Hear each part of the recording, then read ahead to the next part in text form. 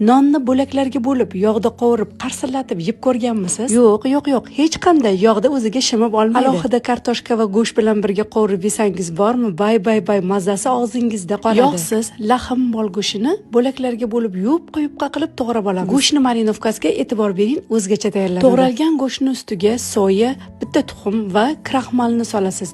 Tabga ko'ra tuz solib, yaxshilab aralashtirib olamiz. Bunaqa mazali tayyorlangan go'shtni faqat restoranlarda emas, endi uyingizda tayyorlab yesangiz ham bo'ladi. Kartoshkani yuvib, tozalab olamiz. Nonni ham to'g'rab, maydalab olamiz. Qizib turgan yog'da kartoshkalarni tillarang qilib qovurib olamiz. Pishgan kartoshkalarni alohida idishga olamizda, ustiga xona haroratida yumshab turgan sariyog', ko'kat va chesnok solib, tuz bilan aralashtirib olamiz. Qizib turgan yog'ga to'g'ralgan nonlarni solib, har ikki tarafini tillarang qilib, qarsillatib qovurib olamiz. Nonlarni alohida idishga olamizda, qolgan yog'ida go'shtni qovurishni boshlaymiz. O'rtadan balandroq olovda 3-5 daqiqada yuvib quyuqqa qilib to'g'ralgan go'shtlarimiz juda ham mazali bo'lib pishadi. Taom tayyor bo'ldi. Siz ham albatta tayyorlab ko'ring.